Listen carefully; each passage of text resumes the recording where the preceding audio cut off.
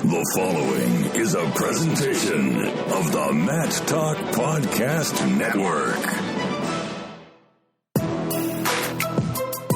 You are now tuned in to the PA Power Podcast, featuring Jeff Upson and Eric Knopsnyder. PA Power Wrestling. PA Power Wrestling. Pennsylvania is wrestling. What's going on, wrestling fans? You are now tuned in to the PA Power Podcast.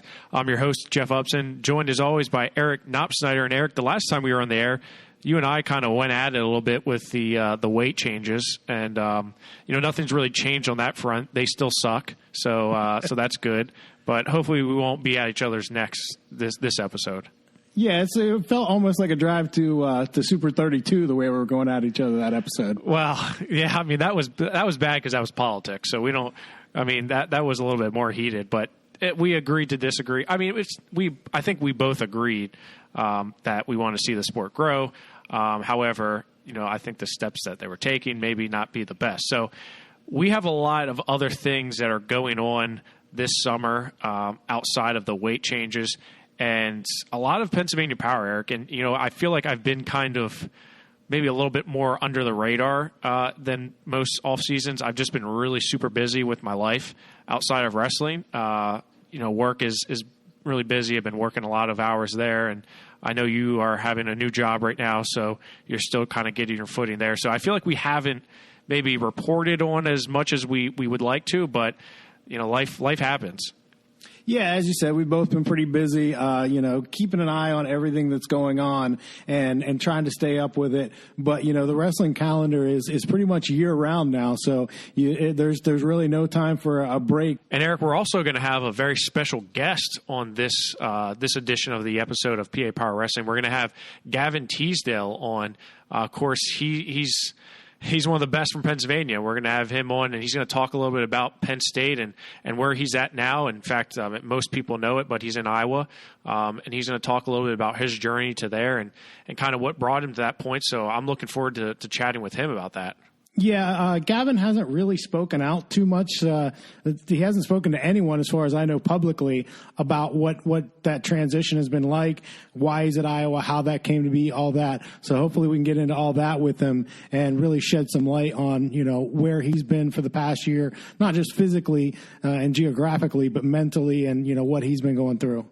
Yeah, I'm for sure looking forward to that. But let's start with some international news. We watched, the Final X, a lot of PA guys doing some stuff in there. And, obviously probably the headline coming out of Final X was the Zane Rutherford, Yanni Diakomahalis series there where Zane got a pretty controversial win in match 2 to take this world team spot at 65 kilograms. Yeah, I mean, there was definitely some controversy there, and Zane Rutherford, for those of you who missed on that, he has made his second senior world team. The last time he was there was in 2017, and that's at 65 kilograms. Let's take it back to that first match, and he really looked good in that first match, winning that 10-4. He had lost to Yanni in the U.S. Open Finals, and he clearly had a game plan coming into this. Now, obviously, the one that everyone talks about is match number 2, where he won 6-6 on criteria. And, I mean, this match, those last, 50 seconds have been analyzed over and over and over again by every wrestling expert. It's like the Zapruder film. Yeah, it's overwhelming to the point where now I think I almost memorized the way in which that scramble kind of took place, and it was a wild scramble. I wish I could have been there, in the moment to actually see it. But at the end of the day, the challenge brick comes out towards the end, and ends up Zane winning it on criteria 6-6.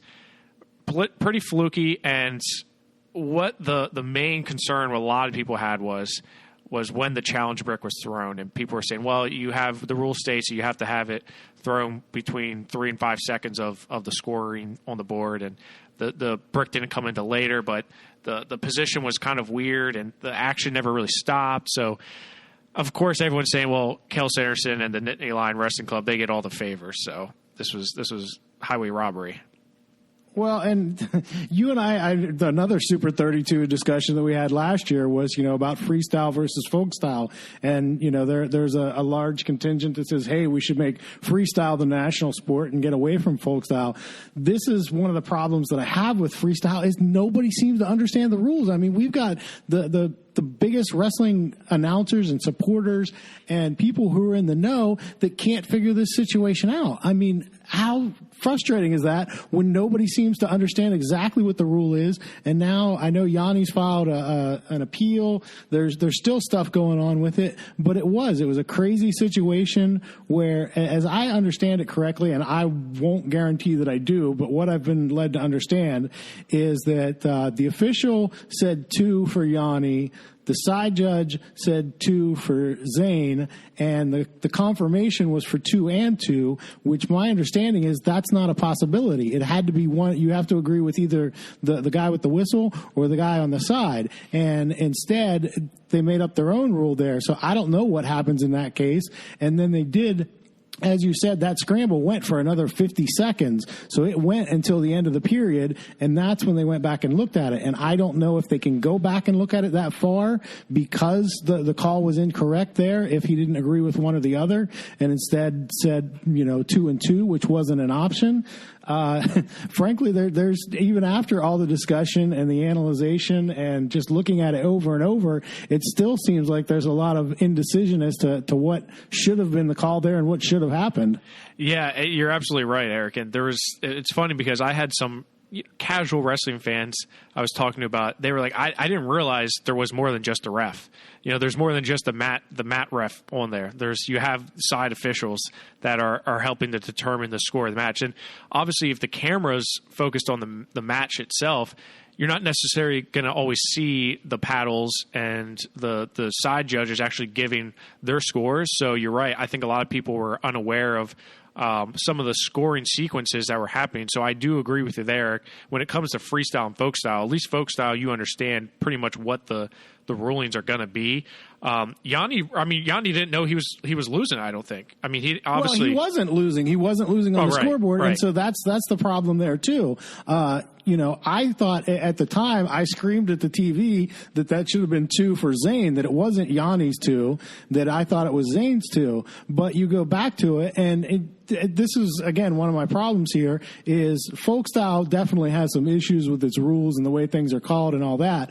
But if they go back and they change the score, then you re-wrestle that 50 seconds because obviously Yanni is wrestling that final 50 seconds differently if he knows he's losing than if he thinks he's winning. So I agree that to say at the end, okay, Zane wins and the match is over, that's not right. I mean, Yanni got hosed that way.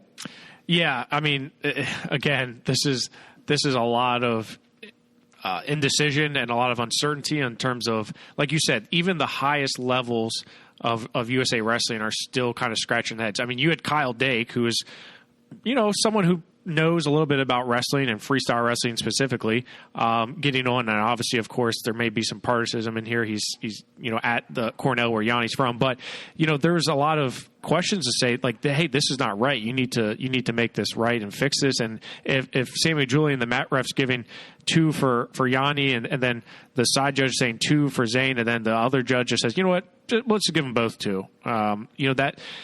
Something obviously needs to be addressed here. But I will say this, Eric. I think in some of the research I did, I think it's very unlikely that we're going to have a third match before the World Championships. I highly doubt we're going to see anything. I think Zane's going to be your USA team representative here. Do you agree? Yeah, I agree. I think that, you can't say fully certainty that he's the world team member at this point because there is that still little asterisk about the appeal. But I don't see any way that the USA Wrestling overturns this and says, okay, yeah, we need another wrestle off between these guys. We've got a lot of indecision right now. We're still waiting on a couple wrestle offs because of the injuries and such. Like you said, with Kyle Dake, we're still waiting on him. So there's some things that we have to shake out. But I think Zane definitely will be on the world team there.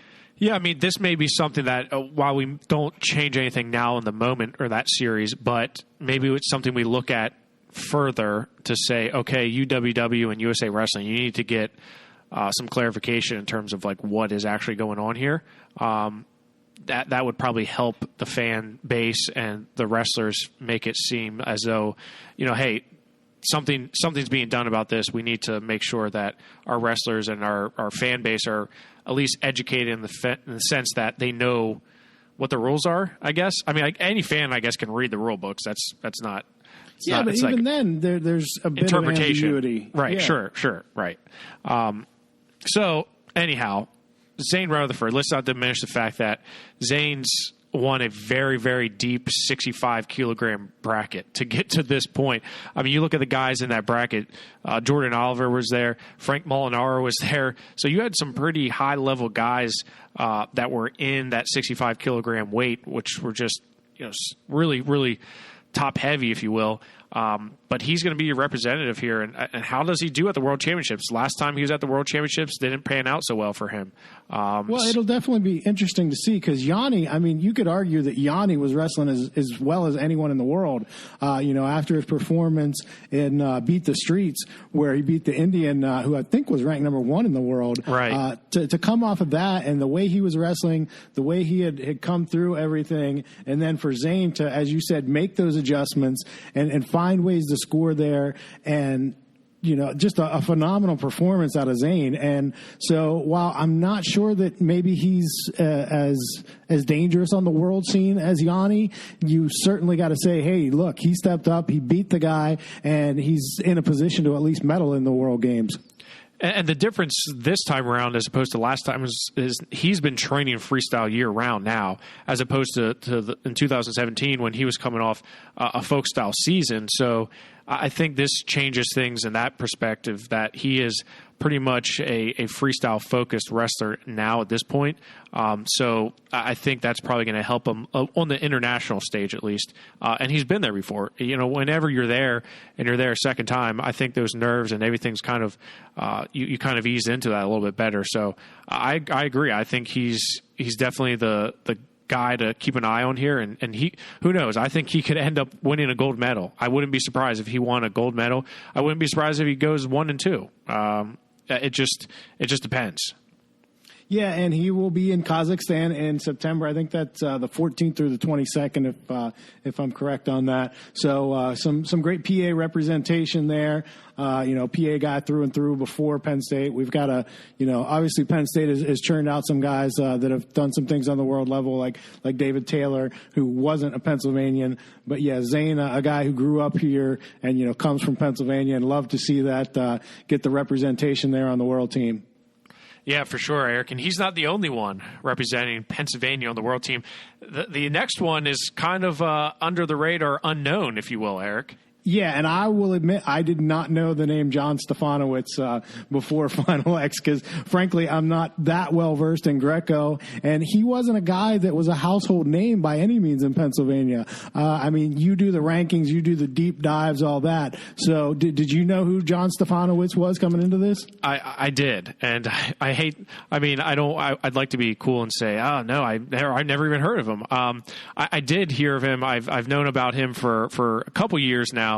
And I'll tell you, the first time I really started to look into him is when I interviewed Jay Sean Wilson from Carlisle, who was a state medalist for Carlisle. He joined, I believe, the Marines, and he was doing a lot of Greco, and he made a pretty good run in the Greco scene. And I did an interview with him, and he had mentioned Johnny, and he had said, I trained with him and Chance, and he really got me into Greco. So I thought, man, that's crazy. I totally forgot that Chance had a brother.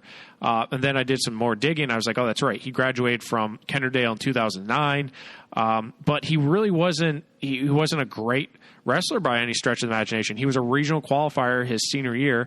Outside of that, though, there wasn't much on paper you say, hey, this guy's definitely going to, turn into something that would make a world team. But it turns out that he's pretty good. And I was reading an article, and I believe it was the New York Daily Dispatch or one of those papers down there, and it really talked about regret and how he said, I really just, having been around Chance for so long as an older brother and being around and seeing how well he did, it kind of motivated him to work hard. And he says, I feel like I threw away my chances in high school, and now I'm just working harder than ever. And he's on the world team. I mean, he's a USA team representative who's a guy who never made a state tournament. That's incredible.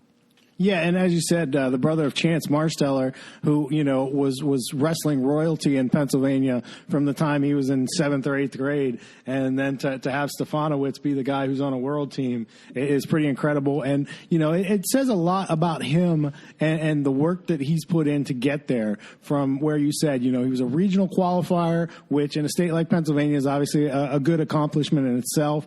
But to take that big of a jump from a regional qualifier to a world team member is just incredible.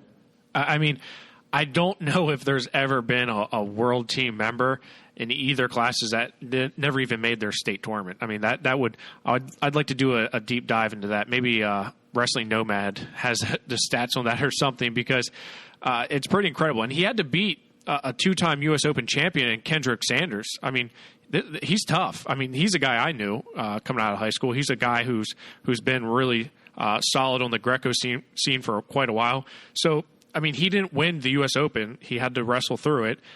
He just kind of slowly started turning, and started chipping away and winning. It's kind of crazy. So I have a feeling, though, he's the type of person where he's not going to just be satisfied with making it there. I think he's probably going to work his butt off to try to come home with some hardware here. So it's kind of incredible to see that, to see somebody like him get to the point where he's at right now. It's almost motivating to those wrestlers who may not be those household names and those biggest, recruits that, hey, you know what, you work hard, you can get there. Yeah, and that's the one thing, we talk about it all the time, the depth of Pennsylvania. I mean, this is an extreme scenario where a guy doesn't even make it to states and ends up on a world team. But Pennsylvania is that one state where a guy, can be not even a state medalist and then go to college and be really good just because things might not have worked out for him in high school because of that depth. And, you hit a top guy and then, kind of fall in the consolation round or whatever. But there's that depth there that we've talked about, that even as it might not be quite as deep at some places as it used to be, there's still so much depth in these weight classes that there are really good kids that aren't on the top of the podium or sometimes even on the podium. Yeah, you're right. And it's just a testament to his hard work, training in the Marine teams down there. And I think you look at our armed forces and they just excel in Greco-Roman. So it's not surprising to see him being on the all-Marine team down there and competing at a high level in Greco-Roman. It seems like they just kind of have the corner on the Greco-Roman scene. Would you agree, Eric?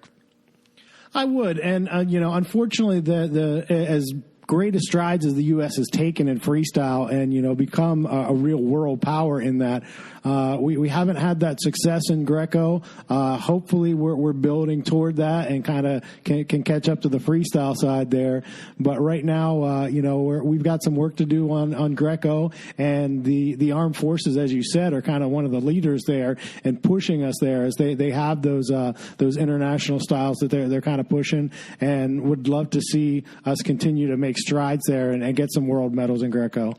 Well, let's switch back to freestyle, Erica. Freestyle, something you're a little bit more comfortable with, as am I, and that's Jake Woodley. And Jake Woodley is a guy who we've seen multiple times do good things on the freestyle level, including being a 4-time Fargo All-American. Jake Woodley is.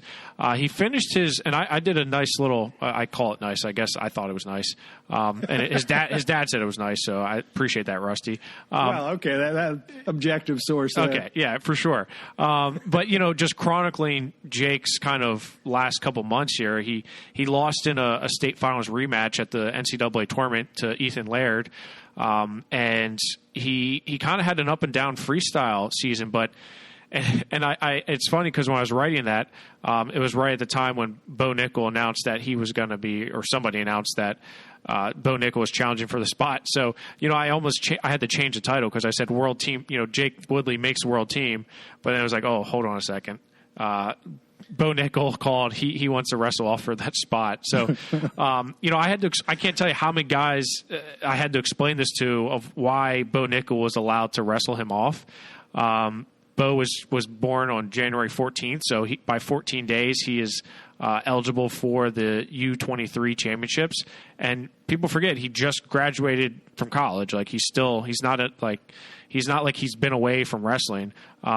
Well, and it comes down to the fact that he made Final X, right? So he had a chance to make the senior world team. Correct. But wasn't able to make that. And so then you don't want to punish a guy and say, oh, well, you tried to make the senior world team, so you can't be on the U23. I mean, we want our best guys going no matter what. But, I mean, that's a really tough break for Jake. I'm not saying that he can't beat Bo, but I think it would be a pretty major upset if he were to beat him. So that's tough to go from thinking, hey, I'm on the world team to, oh, wait, now I got to wrestle one of the best guys, even at the senior level, who just happens to be a U23 guy. Yeah, I mean, it's really unfortunate for Jake because Jake had been wrestling so well. He took silver at the Junior Pan Ams at 92 kilograms, and he's been wrestling well. I mean, he had a chance to make the junior world team. He didn't make that, so he went up to U23 and thought, hey, let me get this a shot. And he did well. He won the U23 world team trials. Unfortunately, there's that asterisk there that, hey, if Bo Nickel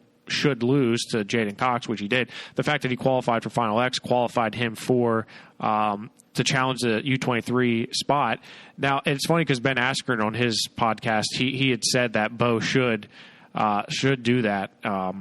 So I don't know if he heeded that advice or it just turned out that he was going to do that. It's unfortunate for Jake because Jake has been, like I said, wrestling so well, especially after having kind of a rough U.S. Open and junior world team trials, and for him to have that really good showing at U23, I thought, man, this is, and then to even do well at the Cadet Pan Ams, I mean, to win a silver medal there, I thought, man, this is good for him. He's going to be going into the U23 World Championships, and again, not saying that this is just they shouldn't even wrestle the match. I mean, obviously, Bo Nickel is Bo Nickel, but I mean, it's a pretty large task at hand, if you will. Yeah. Now, as you said, there's no time or date or location for that. I know a lot of times they do these things at Fargo, but that's coming up pretty quickly. Do you think they would have announced that already if it was going to be at Fargo? I don't know if they necessarily would have announced it, but they certainly would have had to give notice to the wrestlers, right? For training purposes, you at least have to give them some type of notice to say, hey, this is where we're doing it. I know they've done it at Who's Number One. They did it one time, I believe.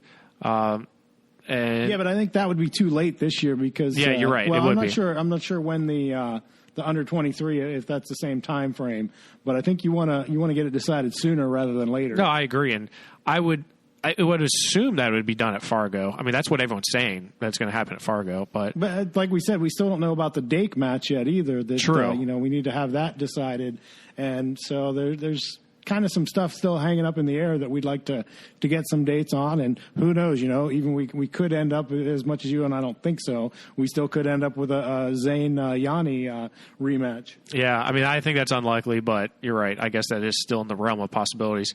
But yes, because Bo made Final X is why he could challenge down. It's just the same way like Dayton Fix. If Dayton Fix would have lost to Thomas Gilman, he could have went down and challenged U23. So, I mean... Well, and I assume Yanni could too, right? Yeah, you're right. Yeah, Yanni should be able to do that as well. So, in fact, I think someone, maybe in Flo, brought that up in the podcast saying, say Yanni doesn't win the appeal, does he go wrestle U23? It's like, well, he would have had to already... you had up until June 22nd to announce that. So, obviously that's not happening. But, I mean, it's regardless of the news for Jake Woodley, he still should be very, proud of what he's been able to do up to this point here, especially after kind of an up and down. I think this sets him up nicely for a sophomore season. Yeah, he's wrestling really well right now, as you said, after kind of an up and down season. And I know, Oklahoma hasn't quite taken off as we thought maybe they would under Lou Roselli there. And so maybe this is kind of the thing that can get the Sooners going a little bit if you can get Jake Woodley at peak form and really get him rolling into next season and maybe get Oklahoma going a little bit as well. You look at some other things that are happening more recently. In fact, today, Joey Fisher of South Park, he just capped off his Pan American Championship in cadet down in Mexico, and he was a double cadet Pan American champion. He won gold in both freestyle and Greco-Roman. In fact, he won freestyle today, Sunday. Pretty incredible journey that Joey Fisher had, and of course, he kind of turned heads out in Fargo last year, but now kind of a guy who's been around for a little bit on the freestyle scene. He was able to come away from Mexico with 2 gold medals. In fact, he lost his first match to Trey Tortman from Canada. We'll just call him the Canadian. He lost to the Canadian 6-4, but he won his next 2 matches, and this was a round-robin type thing. So he ended up wrestling the Canadian again for the gold medal, and he won 10-4. So he avenged the loss. He ended up winning a gold medal. Pretty impressive performance for Joey. Yeah, he's, as you said, last year at Fargo, really got to watch him, in a lot of matches for the first time, and was super impressed with him. Obviously, he came away with a junior title when he was actually at cadet level, but moved up to juniors, won it there, and is really picked up his international style wrestling. And as you said, to not only make the Pan Am team, but to go down there and win both freestyle and Greco is really impressive. Really happy for him. Good kid, and obviously an outstanding wrestler. Yeah, and like you said, he actually wrestled up in a classification last year when he competed in Fargo, which was, like you said, it was very impressive for what he was able to do. This time around at the Cadet Pan Ams, he was at 48 kilograms. And he has a state medal to his name now, because last year we kept on talking about how he hasn't had a state medal. He's only a state qualifier last year. So he's continuing to impress, and I think he grows and gets a little bit bigger. He's a guy that I'd definitely be calling. I'm going to call him right now anyways to say, hey, I want to look at him recruiting wise, but imagine if he grows a little bit into a solid 125 pounder. I mean, he's going to be dangerous.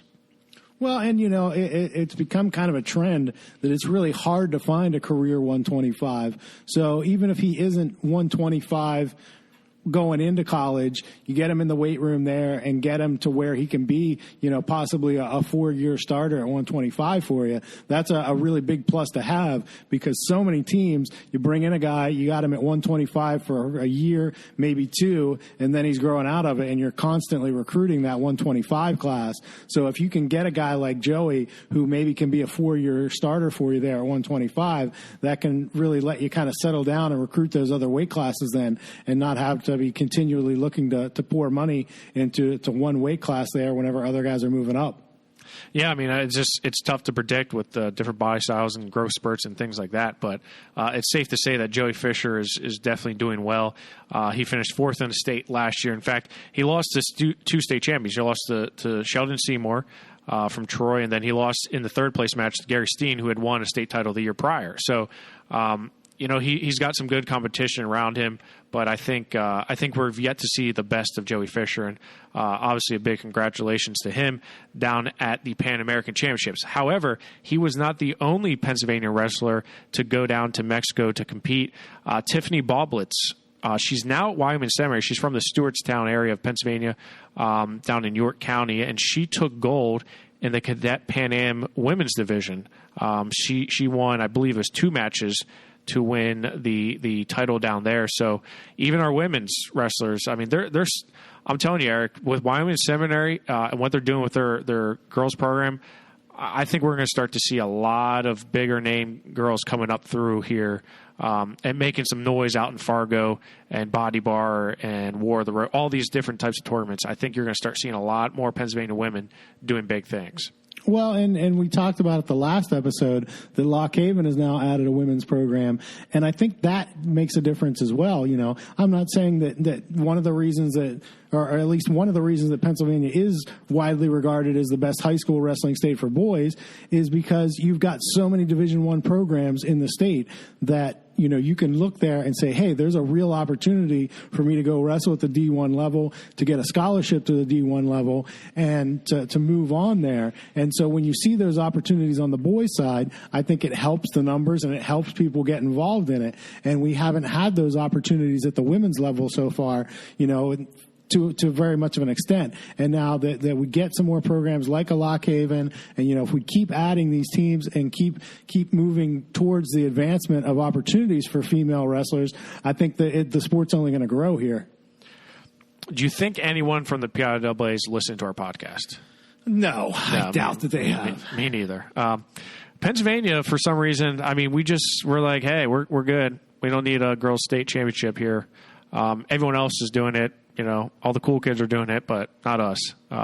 We're still in the dark ages a little bit. So I would be very shocked. Actually, maybe I wouldn't be that shocked. But if the PIAA does not sanction women's wrestling in Pennsylvania by 2022, I'd be pretty surprised. I think that they're supposed to. The next meeting. I don't know if there's a meeting. Is there a meeting in the fall? I remember there was supposed to be one in the spring, but obviously they still haven't sanctioned it yet. But I think they need to get a certain number of programs to do it. I don't know, honestly. It's just get it done. I don't care about your bureaucratic red tape shenanigans. Just get it done. Bottom line, but yeah, we'll be patiently waiting, not holding our breath to figure out what's going on with that. What else? Hunter Katka and Clayton Ulrey both won spots on the USA Cadet World Team in Bulgaria. Both those wrestlers are juniors going into their senior year, and Katka, of course, was a state champion his sophomore year, and Ulrey was a state runner-up last year for Lower Dauphin. Both these guys wrestled really, really tough to get to the Cadet World Team, and I think Clayton Ulrey especially just really surprised. Not saying he surprised people because everyone knew how good he was, but he's really just stepping up his game and really just developing as a wrestler. I'm very impressed with him, especially this off season. So. Excited to see how he does in Bulgaria, and same with Hunter Katka. I mean, he's just so big. He's just a monster. He is, and I was there last year in Fargo when he suffered the leg injury, and it was just a brutal injury. And good to see him be able to bounce back. His season this year was even pretty well shortened. Very short, the high school season. So to see him back and be at the world level now is great to see. Because that was a really difficult injury. He was wrestling really well last year in Fargo. I think he had actually just gotten a tech when he got hurt. It was just a kind of a fluke thing, and it's great to see him back. It looks like the full strength and really to be hitting his stride again. Yeah, I mean, this is obviously going to be a big test for him going out to the World Championships, and I hope he can just stay healthy, right? Because, like you said, his junior season was cut very short. He ended up finishing third in state, and actually recently he just committed to Virginia Tech, so that's pretty cool as well. Not only did he make a cadet world team, he's also signing with the Hokies. Yeah, great for him. Is Ulrey committed? He's not yet. He's not committed yet. I know he's taken some officials, but he is not committed yet. And to be quite honest, I mean, his stock, it just continues to rise, in my opinion. Oh yeah, absolutely. So no need. It's skyrocketing. Right. No need to necessarily make a decision quite yet, but I'm sure he will keep us posted when he does decide to commit. Speaking of commitment, so we mentioned how Hunter Katka committed to Virginia Tech. I don't know if you saw it or not, Eric. Gage Garcia, the two-sport phenom from Southern Columbia, he is committed to Michigan. Get this. Yeah. Michigan Wolverines for both football and wrestling. How about that? I mean, that is incredible. The tweet that he used to do it with, to make the commitment, it was like him standing as a linebacker and him in a stance, although I will say a very not so good stance. You're critiquing Gage's I think his own teammates did too. They're like, "Come on, you're like standing straight up, right? Get down in the stance, lower your level." But I mean, it's just so cool, man. He's such a good wrestler, but he's an even better football player. And clearly they had to probably do some things to figure out how that works. That he's going to play football and wrestle. Because clearly the two seasons overlap, and it's hard enough being a student athlete in one sport, let alone two. Well, and especially if you're at a Michigan, where you could be playing into January, so that's going to obviously make it really difficult to to do a whole lot wrestling wise if he's contributing to the football team. You know, there's a possibility, of course, where he goes there and he redshirts as a freshman on the football team and, you know, gets a chance to show his stuff on the wrestling mat. But yeah, if he is playing and seeing minutes for the football team, probably not going to get on the wrestling mat a whole lot until after January. Yeah, and I mean, this is just me being really selfish, but you know, I'd obviously rather him see him committing to wrestle as opposed to football, because you know football is going to take a precedent, right? Football, I mean, the guy's going to Michigan. I mean, he's one of the top recruits in the nation in football, so. You know, it's safe to say that he has a chance to do well at Michigan and possibly make it to the NFL and probably make a lot more money in that than he would wrestling. So, obviously, I can see why that's the case. And to be fair, the way it works, my understanding is basically so that schools don't pad their football team by giving them track scholarships and, you know, anything else, that the football team has to give the scholarship. He can't get a wrestling scholarship and then play football. Right, which makes sense. So, yeah, he gets the football scholarship, and then wrestling is kind of you also get to do this whenever we say you're done with football. Well, and I really hope that he does contribute. Hold on. And I really hope he does contribute to the wrestling team. I hope it's not just hey, I'm here to hang out and roll around in the room after football. I hope he does contribute, and I hope he makes it to where he wants to be. And, you know, because I really do think he could be a very talented college wrestler. I mean, look at his father, Mike Garcia. I mean, he was a stud in high school and college, and I think that Gage couldn't necessarily be the same way. I think he would do well, but I think anyone who plays football and wrestled can tell you they're two different sports in the sense of conditioning. And it got me thinking, Eric, who are some of the best wrestlers that we know of that have competed in both football and wrestled in college? One guy that comes off the top of my head is Spencer Myers from Selinsgrove, who was at Maryland. He was a heavyweight, competed at Maryland, but also played on the football team. Jan Johnson. He played football there. I didn't realize that. Yeah. Yeah. He played football. In fact, he tried to go in the NFL. I know he was. I saw somewhere recently he may have signed with like an arena football league or something of that sort. But yeah, Spencer Myers from Selinsgrove was played football at Maryland. I don't think he played every year, but he definitely played. Jan Johnson from Penn State. He went to Penn State for football, but remember when Nick Neville's went down, Cale Sanderson called him up and was like, "Hey, you want to come out here and wrestle heavyweight?" So he wrestled and played football. Trying to think who else. Did Eric Cush? Did he wrestle at Pitt from Chartiers Valley? Did he wrestle at Pitt? I know he played football there. He went to the NFL, played for the Chiefs. Mike Hall from Canon-Mac, I believe he only played football. Yeah, he didn't wrestle. It's hard to do. I mean, I can't imagine doing that. There's just so much.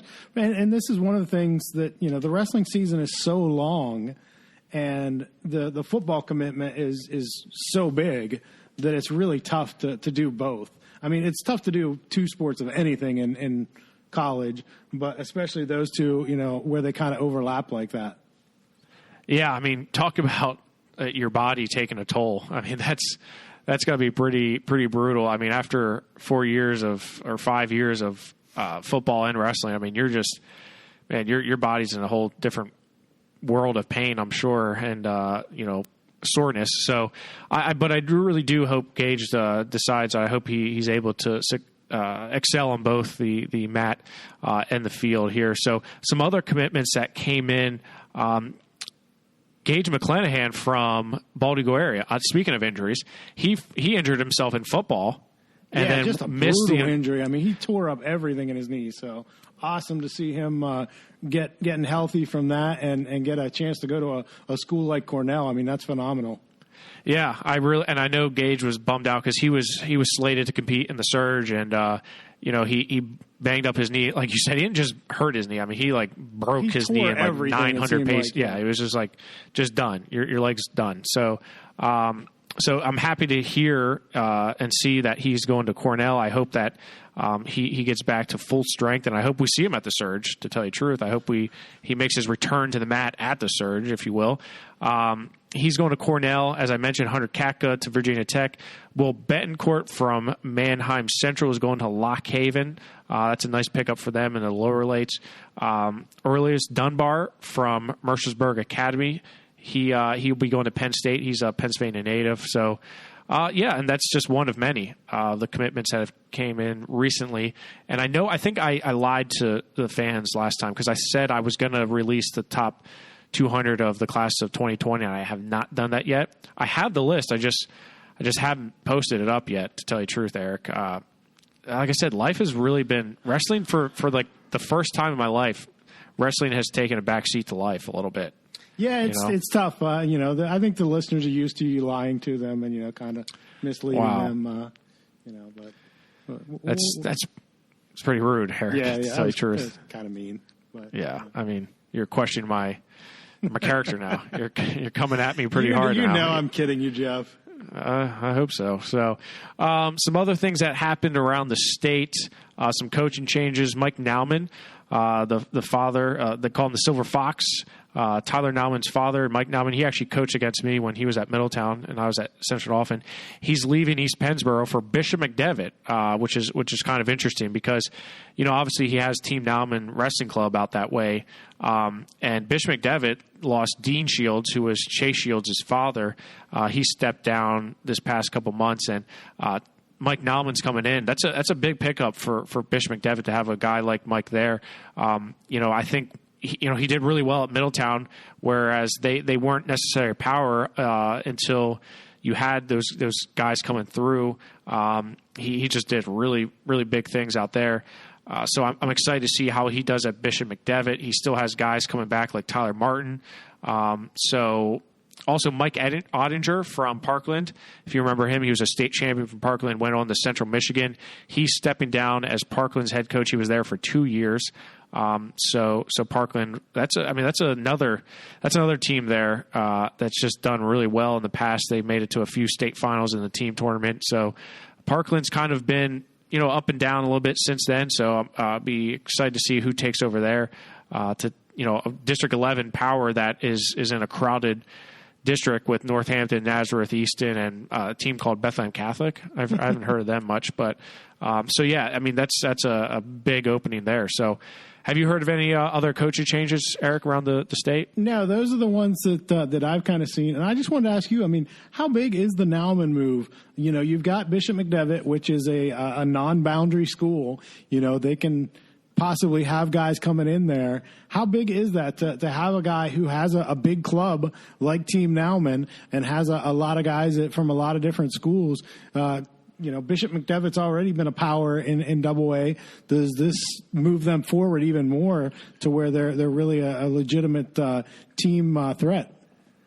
I think it does and it doesn't. So I think it does in the sense that, having the name Nauman there and having Mike there, he's everyone really enjoys having him as a coach, from all areas that I've been around. Mike has only really gotten good reviews in that sense. So I think it's a good thing for that program. It's just a matter of, he's not going to just go out and start plucking kids around and saying, hey, no, and I don't want to make it sound like that. No, but he's going to do anything illegal, anything like that. But obviously when you've got a coach there that people respect and want to wrestle for, and he is at a private school, I just wonder if kids are going to be like, hey, I want to go wrestle for him. Oh, I certainly wouldn't be surprised if that was the case. But I think, he's probably going to look at it much like he did East Pennsboro and say, hey, we gotta build this program up. And Bishop McDevitt for years, they didn't have a feeder program. It was essentially the Central Dauphin room. So, he's going to have to really build some foundation, and develop the talent that's already in the room, which I think probably you'll see right away is developing the talent that's already in the room. And then, depending on how long he's going to be there, making that stage for the future. And of course, having, coaching kids in the area, with the club, it's going to naturally attract more kids to come to Bishop McDevitt. That's just the way that it is, whether that's, you call it recruiting or not. Like, hey, if I like this coach and I know he's a good coach because I went to him in my club team, I just so happen to want to go to a good school, I'm going to go to Bishop McDevitt. Like that's not something that's new in our society or in the state of Pennsylvania. No, and that's one of the things that, I think recruiting term gets thrown around too often. Just because you have a great coach there and people want to go wrestle for him doesn't mean that he's doing anything wrong. As you said, kids just want to go wrestle for that coach and be a part of a winning program. If Coach A is not going out and saying, "Hey, come to my school," then he's not recruiting. There's nothing wrong with that, with being successful and having kids want to be a part of that. No, but I definitely think it's gonna do great things for the Bishop McDevitt program, and I think you're going to see continued success because they've always, since they're really come to be, they've done well. Cole Nye, Chase Shields are obviously two of the ones that we think of, but the Pippa brothers have all done well with Bishop McDevitt. So, like I said, they have some guys coming back. So I think you'll see it right away, and then probably in a couple years you'll see some more studs coming up through there at Bishop McDevitt. So yes, I do believe it is a big move for that program. So Eric, let's switch gears from what's been going on to what is going to happen here, and one of our favorite times of year, and that is Fargo. And we recently received the roster for the Team Pennsylvania, and man, it looks good. I'm pretty excited about it. Yeah, a lot of state champs, a lot of state finalists here.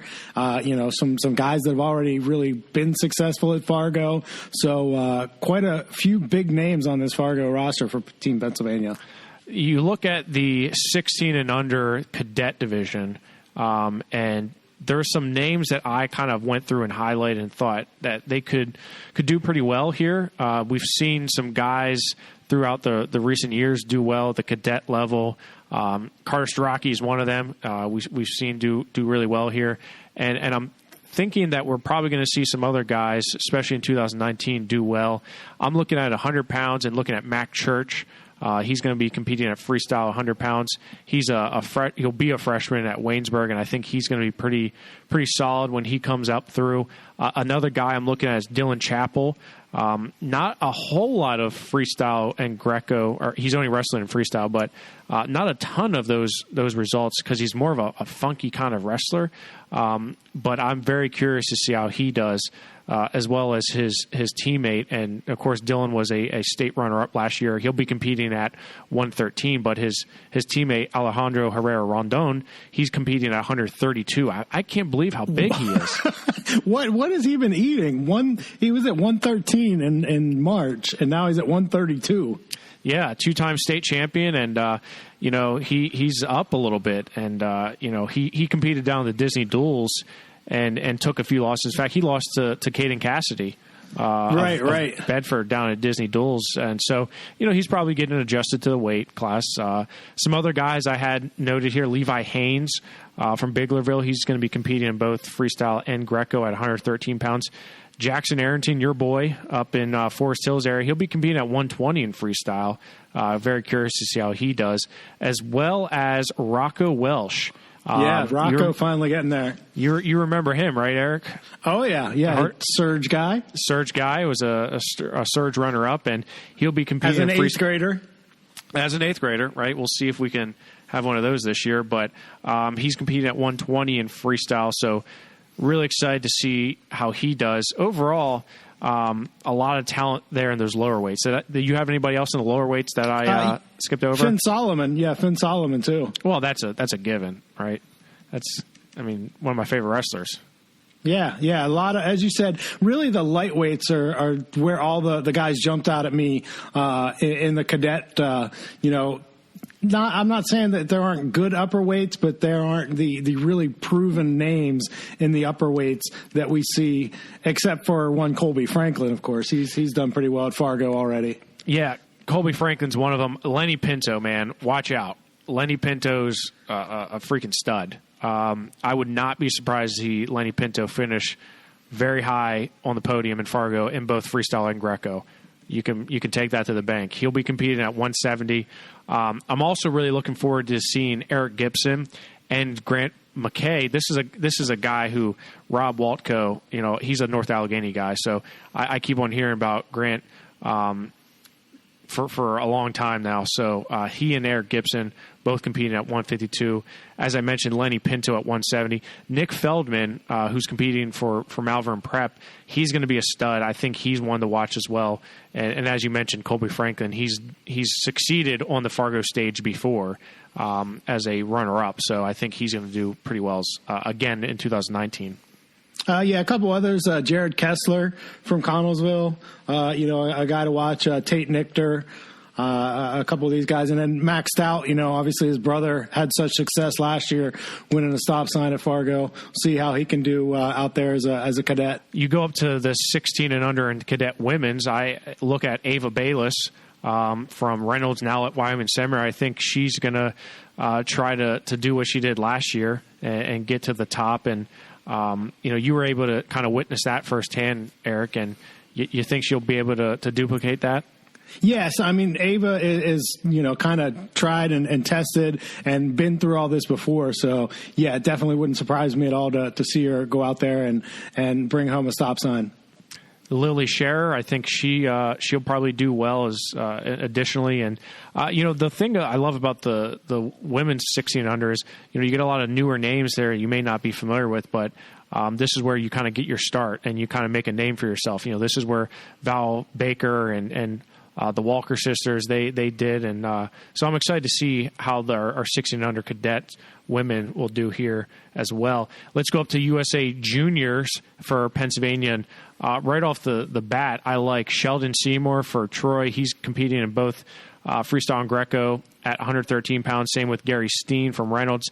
Sheldon's a guy who's done very well at Fargo. Gary's a guy who's just kind of getting his way through freestyle. I think he's done a lot of freestyle, but this will be his first real big test in Fargo. Brock McMillan from Glendale, he'll be competing at 126. The biggest name of them all, here he is, Sammy Hilligus. He is finally making a trip out to Fargo. Took a while to get him there, but he will be competing in freestyle at 138. Excited to see how these guys do. Yeah, I mean, as you said, 113 to have Seymour and Gary in there is phenomenal. That's great for Team PA. Looking really good there. You got another AA champ in Brock McMillan, as you said. I mean, it's great when you see these state champs on there because we've talked about it before. I think that's one of the things that PA is obviously always really well represented in Fargo, but we don't always have our best guys there. We usually have some of the top names, but we don't always get all the top guys out there. So it's great to see these state champs who win a title in March and then are back out in Fargo in July. Yeah, I mean, Sammy, I'm super excited to see him out there competing at this level because we've seen him at all the bigger tournaments like Super 32 and obviously the state tournament, Powerade. But let's see how he can mix it up with these freestyle guys, especially guys that have been wrestling freestyle. And trust me, I think Sammy will be able to pick it up pretty quickly and do well out there in Fargo. Some other guys, Jagger Condomiti from Northampton at 145. He was an All-American last year. Ed Scott from Du Bois, he'll be competing in both freestyle and Greco. He's a guy who, being up at 145, he's done well out there before, but he's trying to get over that hump, if you will, and really be that national power. Having won a state championship last year at 138, he's going to NC State, so I'm sure he wants to kind of cement his name as one of the top 10 guys in the nation, if you will. Yeah, and just the confidence boost of that, of getting that state title in March and, kind of keeping that rolling now, as you said, going to NC State, follow some other PA guys down there and, to have that, maybe he's kind of rolling into it now. And as you said, can establish himself on the national scene with a big performance out in Fargo. Gabe Miller from Peckway Valley, now actually of UPenn because he graduated, he's done. He'll be competing at 152. He was an All-American out here in Fargo before. He'll be competing in both freestyle and Greco. AJ Tamburino from William Tennant, he was a state medalist last year. He'll be competing again in Fargo. I feel like he's been out there every year since he's been in high school. He'll be competing at 152 as well. And Gabe Miller's teammate, Michael Kistler from Northampton, also be going to UPenn here in the fall. He'll be competing at 160 pounds. Yeah, a couple other guys. Aurelius Dunbar, who we mentioned, just made his college commitment, headed to Penn State. Tristan Pugh of the PA Power kickball team, also a state medalist. He's going to be doing Greco out there for the second year in a row. And then moving up to 170, you got a guy like Garrett Ninehouse. Good to see him back out there. Yeah, I'm super excited to see Garrett out there competing at that level here in Fargo at 170 pounds. And, he took some losses down at Virginia Beach. He lost to Clayton Ulrey. So I'm sure he's looking to right the ship here and kind of get back to that form that he was in when he was winning a state title against Edmund Ruth. Interesting guy here is Julian Goring from Fort LaBeouf. Now going to Appalachian State. But, if you remember, he was suspended from the team and was unable to compete in the postseason. He's going to be competing out in Fargo at 182. I'm guessing he's going to be a little bit hungry to go out there and show where he belongs on the national stage after not getting that opportunity to compete in the postseason. Yeah, for sure. Unfortunately, one guy his weight is Luke Stout, who'll be competing in freestyle. He's one guy who we got to see last year in Fargo, and he was a champion in cadets. He won a big stop sign, and he'll be moving up to juniors at 182. So he could potentially, make a name for himself on the junior level as well. Cole Urbis from UPenn. Also, this is 3 UPenn guys here. If you look at it, Roger Reyna and his crew, Brian Pearsall, they love to have these guys, and Pete Renda, they love to have those guys competing at that Fargo tournament, even though they're already going to college. We saw Doug Zapp do that before he went to Penn. So I think it's great to see some of these guys competing, despite the fact they already graduated. It is, and again, this is one of the things that hurts us. Is I think in Illinois really kind of stresses the importance of Fargo, even to the guys who have already graduated and are heading out to college. Whenever you get those guys, that can make such a difference in your team performance. When you have those post high school guys who are still eligible for Fargo, to get them out there instead of saying, sometimes guys kind of coast and they're like, well, I've already got my state title or my Flo Nats title or whatever, and now I'm going to relax a little bit in the summer before I get into the college room on a daily basis. So it's great to see these guys that are already way on their way to college, but gonna head to Fargo before they do that. You're going to be surprised when I say this, but another guy who graduated is going to Penn is competing, Nathan Hoagland from Mount Lebanon. He's going to be competing in freestyle at heavyweight. Dorian Crosby at 220 from Cathedral Prep.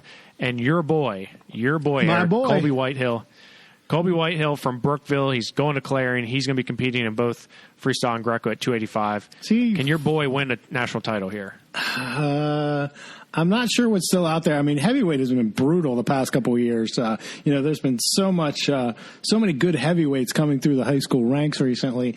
But, Colby, he's what, at least a 3 or 4 time All-American out there, right? I mean, it has to be. Yeah. So I think he was a runner-up last year, I believe. I think he's a 3-time. Yeah. So I certainly would not count him out.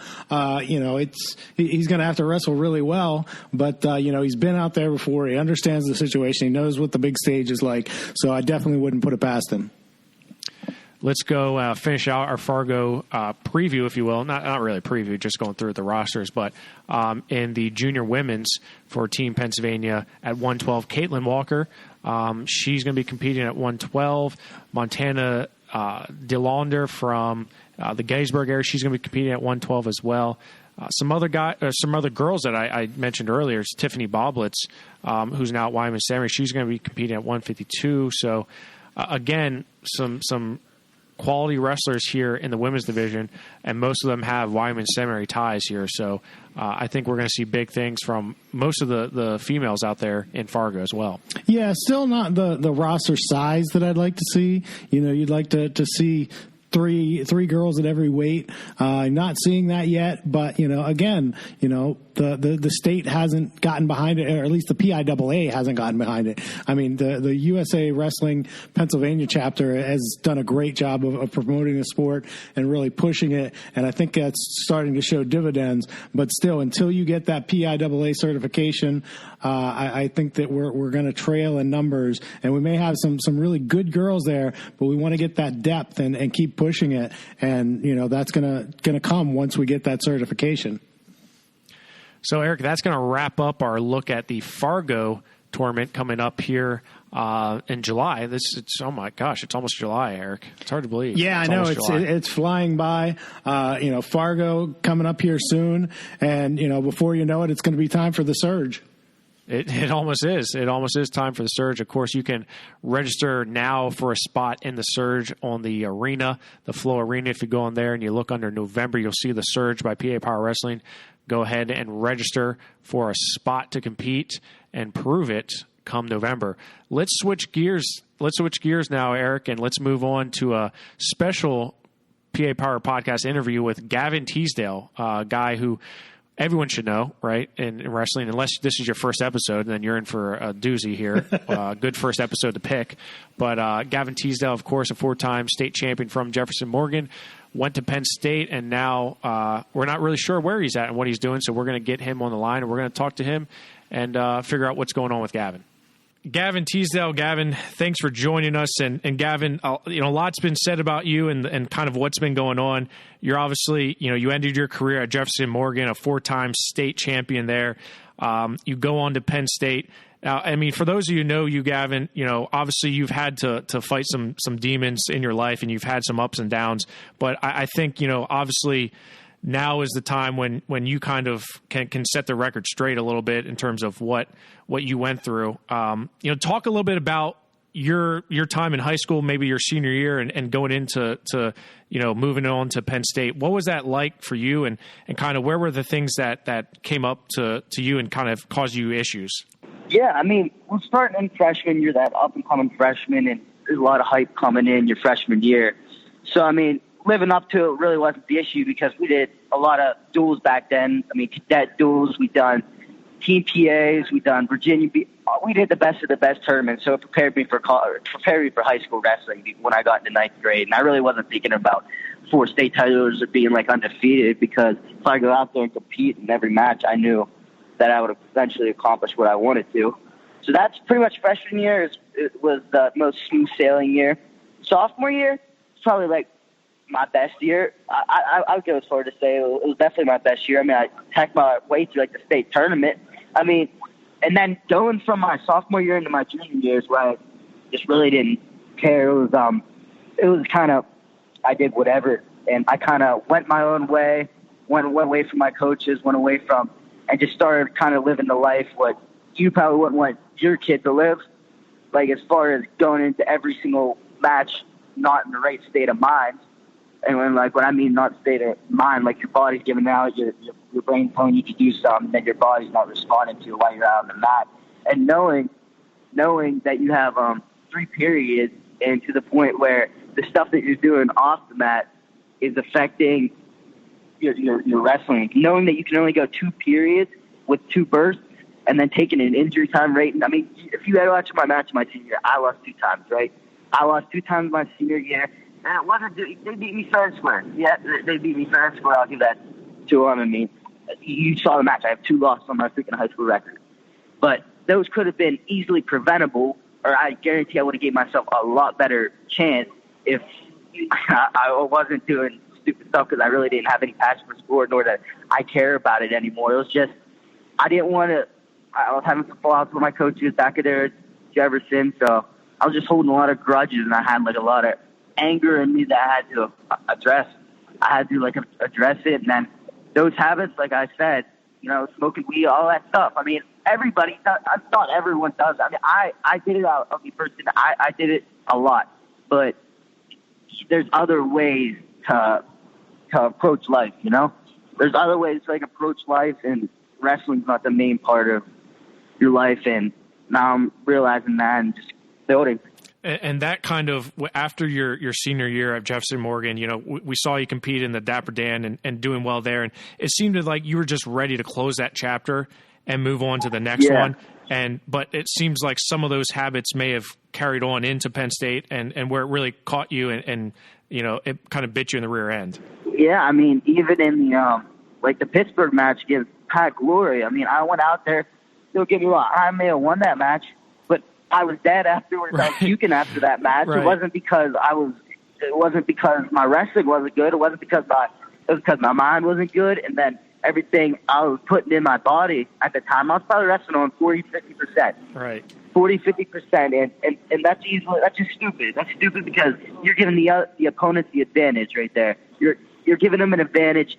So, like, the way I approach matches, I'll go in and I'll be like, I train harder than this guy. I'm stronger than this guy. I'm quicker than this guy. So what ways can they beat me in? And that's the way I used to approach this before. I said, what ways can they beat me in, like, right now? And I still approach it that way, even when I wasn't in the right state of mind, not knowing that how I was thinking was all effed up. You know? My thought process was effed up, and I had to address that. So, in talking to you now, Gavin, obviously, you're taking a lot of ownership for that. And kind of saying, I screwed up, I messed up. Is that kind of what, like, talk about Penn State? I mean, you're obviously one of the top recruits coming out of the nation. You go to Penn State and, things kind of catch up to you there. Is that kind of when you kind of, I'm not saying you hit rock bottom, but you kind of hit a place where you said, I gotta figure my stuff out here? Yeah. I mean, I wish I could say I hit rock bottom, but my mind was so screwed up afterwards. I didn't even know I hit really rock bottom because I was just wrestling and I was doing what I felt was right. And when you have so much on your plate, when you're going into college, it's much more than just being a student. And that's the thing. I had to realize that I wasn't just a regular student up there on that campus. I had to realize that I have to be going to classes, I have to be managing my weight, and it all comes from one. And I was just taking care. There's actually the only thing that I actually took from Kale that I like what he said was there's 3 things that make up a wrestler. Or you can only choose 2 of the 3. A social life, an academic life, and a wrestling life. Those are the 3 things that make up a student athlete right there. And I was choosing all 3, if not more, whatever you want to say about it. And I was going off the deep end. I didn't care. Like I didn't care the stuff that I was doing at that point. It was just another day. And I just didn't even care. I was going into the wrestling room and I was wrestling good. And don't get me wrong. They wanted me to start right away at 125. And I couldn't. That was another reason I couldn't even manage my weight good because I wasn't in the right state of mind. And that's what happens to myself. But You tweeted in November that you were leaving for health reasons and you returned the next semester. When you came back to Penn State, were you in a better state of mind there? What was it like when you came back? Well, actually, when I freaking left for a month, I went to Actually, I had to leave for a month and then I come back and I was told before, like I left, hey, you can come back and kind of go through. I'll be honest, I went to these damn rehab places. That's like where I went to. I went to these rehab places for a month. And then I got out of that place, and I kind of just went through the motions. I just went through the motions, and I was doing whatever was going to get me back to the wrestling room quick as possible. But I was just doing it kind of please the coaching staff or please the campus. I wasn't doing it. I knew I wasn't. I knew it wasn't best for me to start right away up there at Penn State. But it was going to be better for the freaking team, and it was going to be better if Coach wanted it. I wanted it. I said, let's go. But I didn't address everything once I got out, and I did the same exact thing. It was because kind of made it sound like before I went in that it was something totally different than what it actually was. And then when I got out, I mean, I was the same person. I was the same exact person, Yeah, and then you came back. The word was that you were going to wrestle with the Southern Scuffle, but you didn't. Was that kind of a situation where you got close to that date and just kind of realized you weren't there and weren't ready? I couldn't make that weight down there. That was hard to make, but it was more because I was watching 2 days out, 3 days out. If I was watching maybe a few weeks out, it would have been a different story. But I always been done with my weight. I always been done with my weight and weight 2-3 days before, and then to cut all the weight or a day before, cut 10, 15 pounds. And that's not the way to do it either. And it's just adjusting to college wrestling. And then what happened after that? When was the decision made that, okay, it's time to leave Penn State and, kind of look for something else? I got a thought right after that happened. And you may get some opportunities, but in the end, stuff happens for a reason, Stuff happens for a reason up there. So I went out and I was saying, but this is the place I need to be. I've been out in Iowa training for probably last 3 months or something, and I've been going in and wrestling. I've been wrestling around, and this is where I need to be. Now, talk about how, it's funny, Gavin, because, a couple of years ago, actually a lot of years ago, it seems like now, we were talking about you and Spencer, going to Iowa together. Obviously, things changed, but now you kind of came back to it. And like you said, things happen for a reason. Do you think this was kind of meant to be for you to be down in Iowa and kind of getting your ship back on course? Yeah, and I think the main reason that, I kind of looked up there State in the first place was because, it's close, it's home, it's family, it's an atmosphere, and, the atmospheres, could hurt you. Your biggest atmosphere is the place that you can feel most comfortable can be your biggest enemy.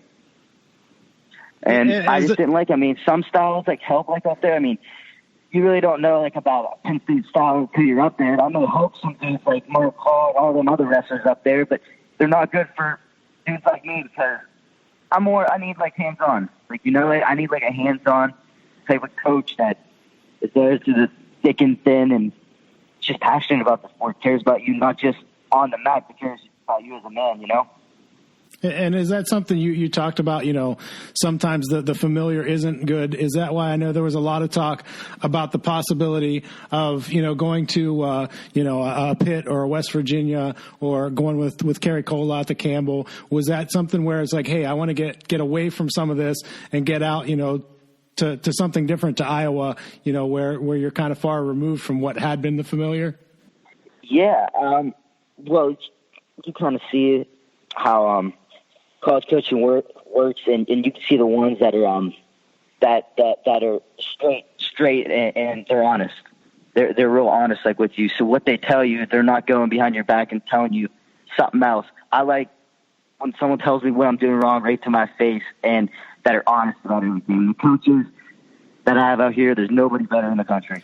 So Gavin, you sound good. You sound like, definitely, matured and you sound like you're focused. So, what's the next chapter for Gavin Teasdale? It sounds like you got yourself, your life together. You're making the right life choices.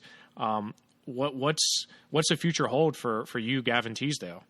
Yeah, I want to wrestle, obviously, ASAP. If there's a tournament tomorrow, I'd wrestle in it, but I just have to make sure everything's cool right now, and then probably this season. You'll be enrolling in classes in Iowa in the fall? Yeah. Yep. Is that, that has to be something that you're looking forward to more than anything, to kind of get back to the Gavin Teasdale that you can be. And like you said, maybe your freshman and sophomore years of high school, when you're just going out there and dominating guys and wrestling for the sport, not just going through the motions. So, what's it been like in the Iowa room there? Because it sounds like you're just having a great time. What's it been like? I have nothing bad to say. It's one partner after another partner after another partner. You got Gilman, you got Clark, you got Spencer, you got Uzbekistan guy that's on the national world team. You got Terry Brands, you got Tom Brands. You got these girl wrestlers wrestling here. The whole Hawkeye program is passionate about the sport. It's not a type of program where you're going home for the summer just because you want to go see family. It's like you want to be here, you're not forced to be here or you're not getting homesick. It's because it's like a team. It's like a team bonding type of thing. So you sound pretty comfortable in that type of environment. Now, I think the biggest question, a lot of people are saying, well, if 25 was a hard cut for you, what are you weighing these days? What's the weight plan look like for you? I don't even know. I've been weighing around 45 right now. I've been weighing around 40, 45. Just depends what day it is, honestly. My weight fluctuates. I don't have a good diet, so I need to get on a good diet. And it sounds like you're just kind of focusing on wrestling, getting better in the room, and getting, your life kind of together. Is that kind of the focus for you? Whatever happens, but you want to make sure that everything's kind of going as planned for you? Yeah, obviously it hasn't, everything happens for a reason, like I said. And, stuff didn't go as planned. But if stuff doesn't go as planned, you get kicked in the butt, or you're going to stay down. You're going to get up and fight, I'm the type to get up and fight and address the issue. And I know the issue, and I know the mistakes I've made. So dummy learns from his own mistakes. Or how does it go? A dummy, or a smart guy learns from other people's mistakes. A dummy learns from his own. And obviously I was a dummy. Now, let me ask you this, Gavin. If you could give any advice to any young wrestler out there what would it be, and what are the reasons why you would give them that advice? Like what's the biggest regret you have, and maybe if you could do things differently, how would you do them? Just being who you are, like not going around. Let me think how I'm going to put this. So, like, acting the same exact way to you, or talking the same exact way, not being like two-faced. Like going into a practice and just, okay, if somebody goes into a practice and wrestles for 2 hours and they just did technique for 2 hours straight, that's not going to get you better if you're not putting any effort into it, rather than if I were to go into a workout and put an hour in of straight hell. Okay, so like if I'm going to a workout, I'm not approaching it by going in and kind of like, well, you got to get around, because I like being in and out. You think I like being in wrestling mat? I don't really like being at the wrestling. Really like being on the wrestling mat. I just got to make sure I'm in good shape, because the basics or your style is pretty much made up once you get college, obviously. But the fundamentals, I mean, it's just like it's what builds you from like the from like 7th, 8th, 9th, 10th. That's like what builds your style. And then once you're in college, that's what I like about here, because commentary, they build on your style. They don't try to put you into a style that you're not used to, So if I had to give advice to younger kids, it would be just have fun with the sport. Like when there's dads on the corner like yelling at you the whole time, you're not focused. You're not focused at all, and you're not focused on what you're actually here for. You're here because you're trying to please someone. You're trying to please your dad. You're trying to please your family. You're not doing it for yourself, and that's what I was doing too. I was still doing that in college, like this year. I was trying to please people, and that wasn't the right way to do it.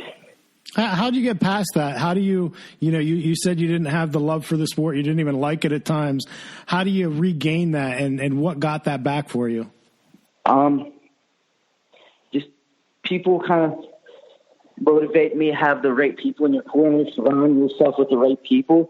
And I think the biggest thing is, if you look at your 6 friends, those your closest 6 friends are what describes you. So whatever personality they have, most likely you're not going to be far behind.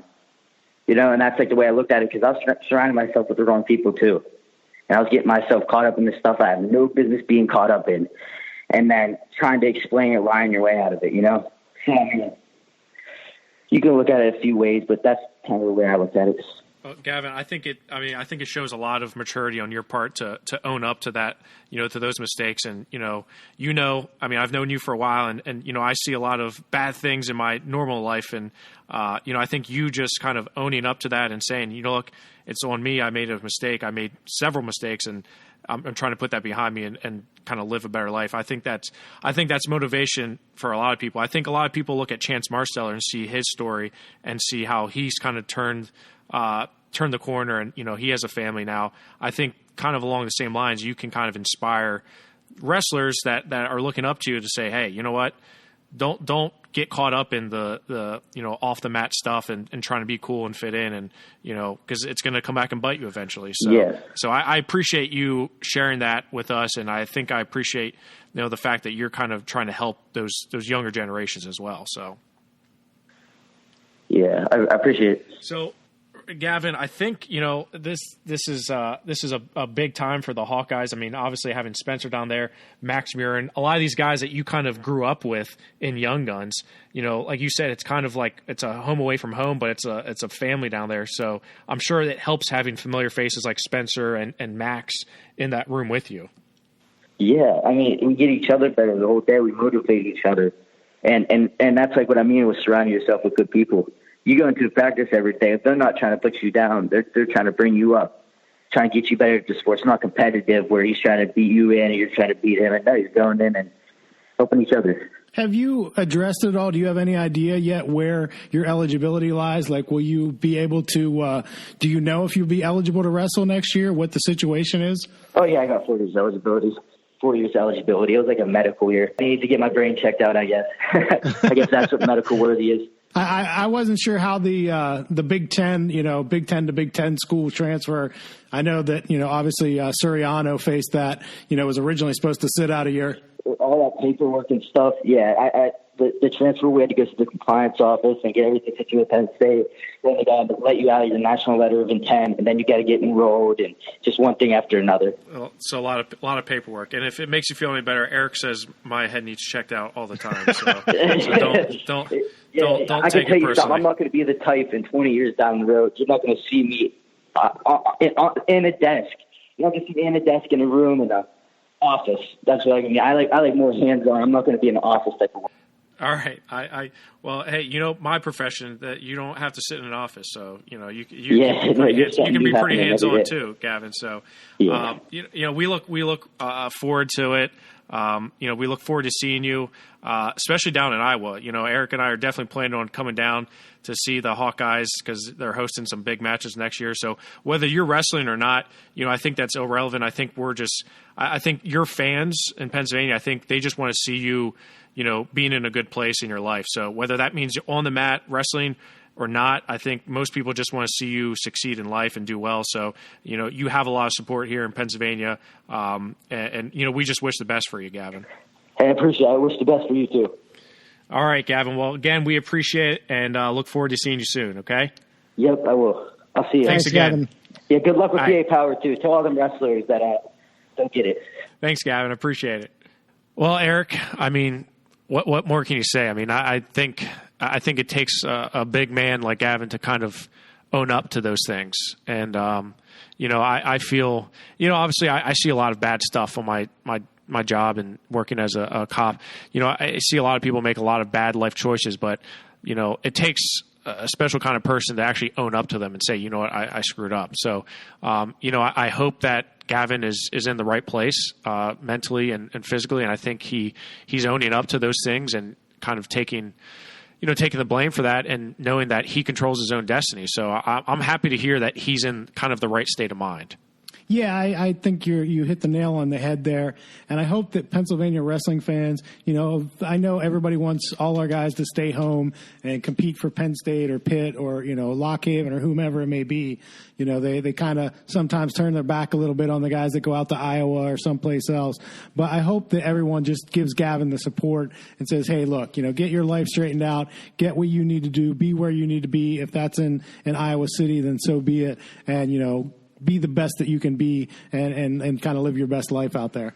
Yeah, for sure. And like he said, I hope, he's definitely on the right path. And I think he has people around him that are going to put him to where he needs to be. So appreciate Gavin coming out and talking to us and kind of, giving his side of the story on some things. So appreciate that.